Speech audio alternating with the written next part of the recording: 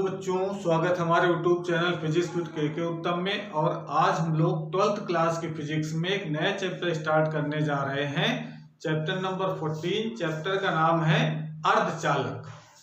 तो इस चैप्टर में हम लोगों को अर्धचालक के बारे में विशेष तौर से पढ़ना है कि अर्धचालक क्या होते हैं, अर्धचालकों के क्या यूजेस हैं। ठीक है, तो ये पढ़ने के लिए हम लोग पहले शुरुआत करते हैं कि जो पदार्थ हमारे पास हैं उनको कितने कैटेगरी में डिवाइड किया गया है। तो यहाँ पर दो आधार हम लोग पढ़ेंगे डिवाइड करने के। एक है चालकता के आधार पर पदार्थों का वर्गीकरण और एक है ऊर्जा बैंड के आधार पर पदार्थों का वर्गीकरण। तो ऊर्जा बैंड वाला टॉपिक हम लोग अगले वाले वीडियो में पढ़ते हैं, लेकिन आज हम लोग पढ़ेंगे चालकता के आधार पर पदार्थों को कितने वर्गों में विभाजित किया गया है। चालकता का मतलब होता है कि जो पदार्थ या जिन पदार्थों में विद्युत धारा का प्रवाह होता है उनकी चालकता अच्छी होती है, उनकी चालकता अधिक होती है। जिनमें सुगमता से होता है उनकी चालकता बहुत अधिक होती है, और जिनमें विद्युत धारा का प्रवाह बिल्कुल नहीं होता है तो उनकी चालकता शून्य होती है, लगभग उसको हम नगण्य मान लेते हैं। ठीक है, तो सन 1930 से पहले तक केवल दो प्रकार के पदार्थों के बारे में हम लोग पढ़ते थे, उनके गुणों के बारे में पढ़ा जाता था, चालक और अचालक। लेकिन जब 1930 के आसपास उस तीसरे प्रकार के पदार्थों की खोज हुई, अर्धचालक, तो अर्धचालक के जब गुणों के बारे में जब अध्ययन किया गया तभी से इलेक्ट्रॉनिक्स की दुनिया में बहुत बड़ा धमाका हुआ है, तरीके से कह सकते हैं। इलेक्ट्रॉनिक्स में सबसे ज्यादा जो विकास हुआ है वो सेमीकंडक्टर यानी अर्धचालकों के आने से हुआ है। तो अर्धचालक में ऐसे कौन से खास गुण हैं जिसके कारण इतना खास बना दिया गया अर्धचालक को, तो ये भी हम लोग पढ़ेंगे इस टॉपिक में। तो सबसे पहले बात करते हैं कि चालकता के आधार पर पदार्थों को तीन वर्गों में विभाजित किया गया। पहला आधार हमारा है चालक। पहला जो प्रकार है, पहला प्रकार है चालक, जिसको लोग कंडक्टर बोलते हैं। दूसरा है अचालक, जिसको कहा जाता है नॉन कंडक्टर या इंसुलेटर भी कहा जाता है उसको। और तीसरा है अर्धचालक यानी सेमीकंडक्टर। तो विद्युत धारा प्रवाहित करने की जिम्मेदारी किनकी होती है, ये हम लोग पता है, पहले भी हम लोग पढ़ा चुके हैं। और आपको पता भी है कि विद्युत धारा का प्रवाह किन कारणों से होता है किसी पदार्थ में, मालूम है? तो ये कारण क्या है, जिन पदार्थों में मुक्त इलेक्ट्रॉन पाए जाते हैं यानी आवेश वाहक होते हैं, जिनमें आवेश वाहक यानी आवेश को ले जाने वाला जो काम करता है उसको हम लोग कहते हैं मुक्त इलेक्ट्रॉन। लेकिन चालकों में मुक्त इलेक्ट्रॉन आवेश वाहक काम करते हैं। मुक्त इलेक्ट्रॉन जिसमें होंगे वो अच्छे चालक माने जाते हैं, उनकी कंडक्टिविटी यानी उसकी चालकता बहुत अधिक होती है। और जिनमें मुक्त इलेक्ट्रॉन नहीं होते हैं वो अचालक श्रेणी में आते हैं। और जिनकी चालकता चालकों और अचालकों के मध्य होती है, कि न पूरी तरीके से चालक हैं और न पूरी तरीके से अचालक हैं, या कुचालक भी कह सकते हैं चालकों को, तो उनको कहा जाता है अर्धचालक। तो ये तीन प्रकार हमको पढ़ने हैं।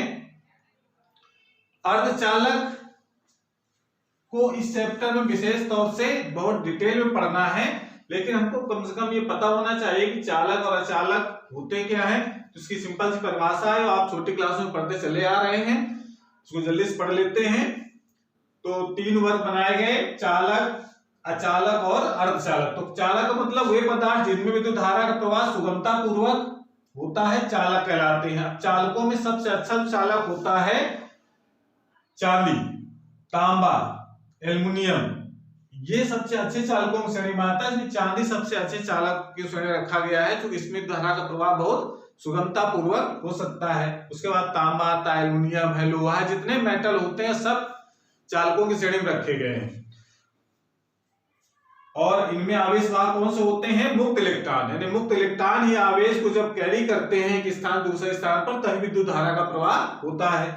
और अचालक में वे पदार्थ जिनमें विद्युत धारा का प्रवाह नहीं होता उनको अचालक कहते हैं, जैसे प्लास्टिक है, लकड़ी है, हीरा है और अन्य जो पदार्थ होते हैं जिनमें विद्युत धारा का प्रवाह नहीं होता उनको हम लोग अचालक पदार्थ या कुचालक पदार्थ कहते हैं।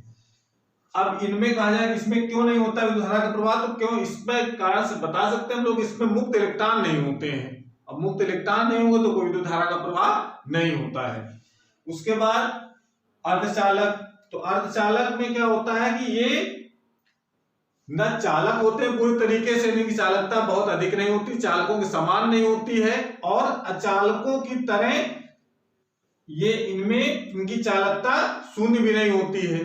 तो इस कारण से इनको कहा जाता है कि चालकों और अचालकों के मध्य के हैं, यानी आधे आधे हैं दोनों, इसलिए अर्धचालक कहा जाता है कि न ये पूरी तरीके से चालक है और न पूरी तरीके से अचालक है, यानी इनकी चालकता चालकों से कम और अचालकों से अधिक होती है, उनको कहा जाता है अर्धचालक। अब अर्धचालक का एग्जाम्पल के तौर पर कहा जाए तो अर्धचालक एग्जाम्पल हम लोग कहते हैं जो कार्बन फैमिली, जो आपने पीरियोडिक टेबल पढ़ी होगी उसमें केमिस्ट्री में, उसमें कार्बन जो फैमिली है, कार्बन है, सिलिकॉन है, जर्मेनियम है, टिन है, लेड है, ये सब अर्धचालकों की श्रेणी में आते हैं। अर्धचालक ये तो अर्धचालक कह सकते हैं कि तत्व वाले फॉर्म में है, एलिमेंट्री वाले फॉर्म में है, लेकिन अगर हम कंपाउंड फॉर्म में देखें, यौगिक फॉर्म में देखें तो एलिमेंट्री वाले फॉर्म में हम लोग कह सकते हैं कि जैसे गैलियम आर्सेनाइड है, इंडियम फास्फेट है, ये सब कंपाउंड अर्धचालकों की श्रेणी में आते हैं। तो लेकिन हमको जो सबसे ज्यादा जो पढ़ना है और हम पढ़ेंगे भी इस चैप्टर में, सबसे ज्यादा सिलिकॉन और जर्मेनियम के बारे में पढ़ा जाएगा कि इनके कैसे, इनका कितने प्रकार के होते हैं अर्धचालक, कैसे इनकी चालकता हम लोग बढ़ा सकते हैं, कैसे घटा सकते हैं। तो ये इसकी परिभाषा हम लोग लिख सकते हैं कि चालकों के आधार पर पदार्थों को 3 वर्गों में कैसे विभाजित किया गया, तो इसको नोट कर लीजिए। उसके बाद हम लोग जानते हैं कि अर्धचालकों में ऐसे कौन से खास गुण होते हैं जिसके कारण से ये बहुत फेमस होगा और बहुत यूजफुल हो गए हमारे लिए, तो ये हम लोग जानते हैं। तो इसको नोट कर लीजिए पहले, उसके बाद फिर क्वेश्चन एक बना लेते हैं कि अर्धचालक महत्वपूर्ण क्यों है, इतना महत्व उनका क्यों दिया गया है, नोट कर लें पहले।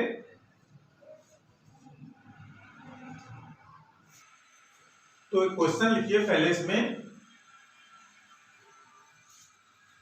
अर्धचालक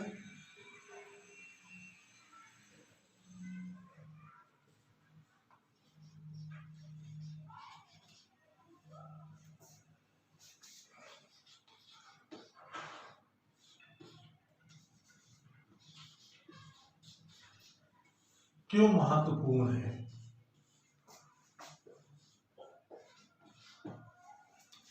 ये क्वेश्चन है, इसका जवाब है अर्धचालक इतने, इसमें कौन से ऐसे गुण पाए जाते हैं इसके कारण से ये बहुत महत्वपूर्ण हो गए। तो इसका आंसर हम लिख सकते हैं सॉरी, अर्धचालक में निम्नलिखित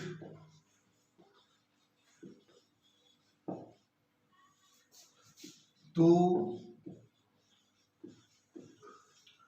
महत्वपूर्ण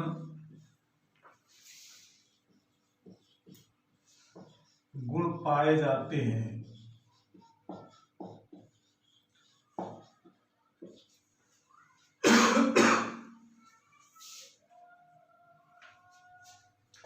दो महत्वपूर्ण गुणों के कारण बहुत फेमस हो गए। कौन कौन से गुण हैं? पहला गुण हमारा है कि जो इनकी जो चालकता है, इनकी चालकता यानी कंडक्टिविटी,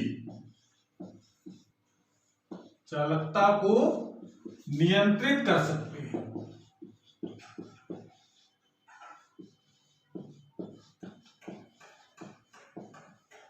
नियंत्रित कर सकते हैं अर्थात भाई चालकता नियंत्रित करने का मतलब क्या है? चालक बनाता कौन है?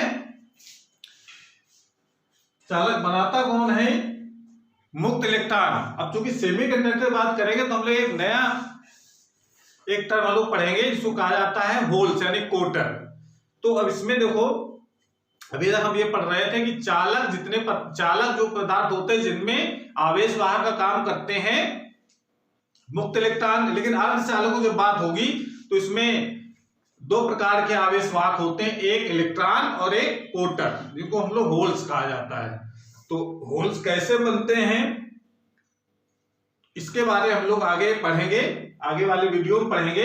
पहले आप इतना जानते हैं कि इनकी चालकता को घटा बढ़ा सकते हैं यानी कर सकते हैं, अर्थात इसका मतलब क्या है, अर्थात जो आवेश वाहक होते हैं, आवेश वाहक का मतलब चार्ज कैरियर कौन कौन से इसमें होते हैं, इलेक्ट्रॉन होते हैं और होल्स, यानी इसको हिंदी में कहते हैं कोटर। यानी आवेश वाहकों को नियंत्रित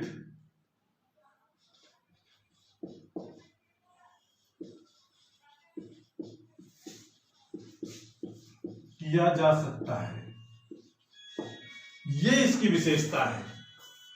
इस कारण से ये बहुत महत्वपूर्ण है, इनकी चालकता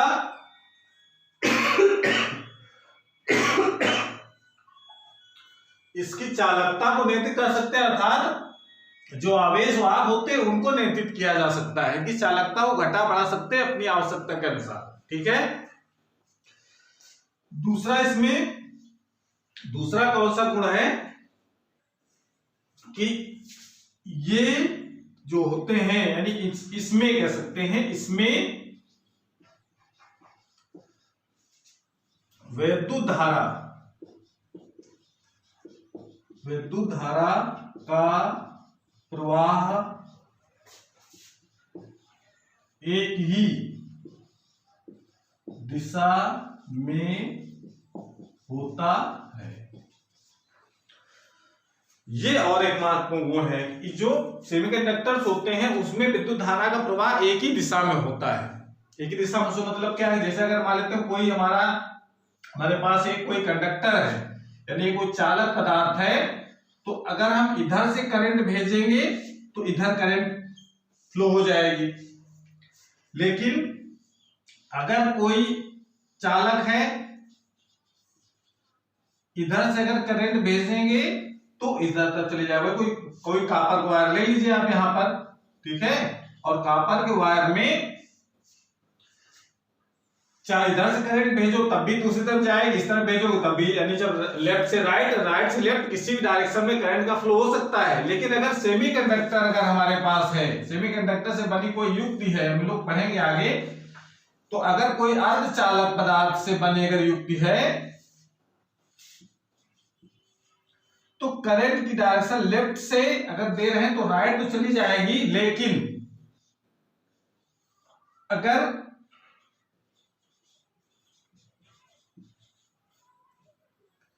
राइट से करंट अगर देते हैं तो लेफ्ट की तरफ नहीं जाएगी। ये तो पॉसिबल है, ये पॉसिबल है चालक में। चालक अगर है तो लेफ्ट से करंट देंगे तो राइट तरफ जाएगी, राइट से देते हैं तो लेफ्ट की तरफ जाएगी। लेकिन अगर अर्धचालक से बने अगर कोई युक्ति है, हम लोग पीएन संधि के बारे में पढ़ेंगे आगे, तो पीएन संधि एक अर्धचालकों से बनी युक्त होती है, तो उसमें करंट हमेशा एक ही डायरेक्शन में प्रवाहित होती है। हम लोग रिवर्स बायस, फॉरवर्ड बायस से पढ़ेंगे अगर अपने तो उत्क्रम है तो आगे। तो अभी आप इतना जान लीजिए कि अर्धचालकों की विशेषता क्या हो गई, अगर लेफ्ट से राइट करंट जा सकती है उसमें, तो फिर उसमें राइट से लेफ्ट की तरफ करंट नहीं जाएगी, ये पॉसिबल नहीं होगा। तो ये दो गुण जो ऐसे गुण और भी महत्वपूर्ण है, लेकिन इन दो गुणों के कारण ये बहुत यूजफुल हो गए हमारे लिए। अब प्रश्न ये उठता है कि जब खोज नहीं हुई थी तो इनका काम ये कौन करता था इसके पहले।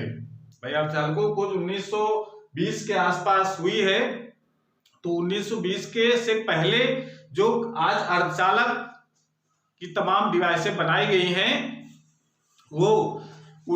तो उसके पहले ये जो काम ये अर्धचालक आज कर रहे हैं उसके पहले कौन करता था। जैसे हम ये बात कर रहे थे अर्धचालकों ये जिसकी चालकता नियंत्रित कर सकते हैं, तो नियंत्रित हम लोग चालक के भी कर सकते हैं, लेकिन लेकिन होता क्या है, चालकों को नियंत्रित करने में ऊर्जा का लॉस बहुत होता है। बस उसका रेजिस्टिविटी बढ़ाएंगे, उसकी प्रतिरोध उसका लगा देंगे तो उसकी चालकता कम हो जाएगी, लेकिन उसमें ऊर्जा का लॉस बहुत हो जाता है। इसमें नियंत्रित कर सकते हैं चालकों की चालकता को, लेकिन ऊर्जा का लॉस बिल्कुल नगण्य होता है। और धारा एक ही दिशा में प्रवाहित होने वाला गुण तो केवल सेमीकंडक्टर पाया जाता है, या हम लोग पहले जो डिवाइस बनाई जाती थी इसको कहा जाता था हम लोग वैक्यूम ट्यूब कहते हैं। निर्वात नलियां होती थी पहले, इसको हम लोग वाल्व कहते थे। तो वाल्व से आपको पता होगा, कभी पढ़ा हो बुकों में, वाल्व इस तरीके से बनाए जाते थे। एक खोखला बॉक्स, इसमें एक यहां पर एनोड कैथोड और यहां पर एनोड, ये एनोड का काम करता था और ये होता था कैथोड।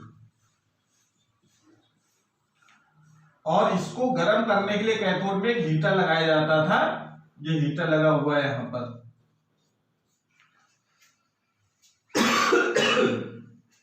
तो ये काम पहले करते थे, इसको हम लोग वाल्व भी कहते हैं। इसको डायोड, दो इलेक्ट्रोड हो गए एनोड और कैथोड, तो इसको कहा जाता था हम लोग डायोड। और डायोड वाल्व की तरह काम करता था ये, कि करंट केवल इसमें, करंट की जो डायरेक्शन होती थी हमेशा इस एनोड से कैथोड की तरफ होती थी, ऐसे ये करंट की डायरेक्शन थी। इलेक्ट्रॉन यहां से निकल करके ऊपर जाते थे। ये हीटर लगा होता है, इसमें गर्म करते हैं हीटर को, इसके लगा हुआ पास में कैथोड लगा होता है, इससे इलेक्ट्रॉन निकलते हैं और इस एनोड और कैथोड के बीच में हम हाई वोल्टेज यू लगा करके इन इलेक्ट्रॉनों को ऊपर अट्रैक्ट करता था ये।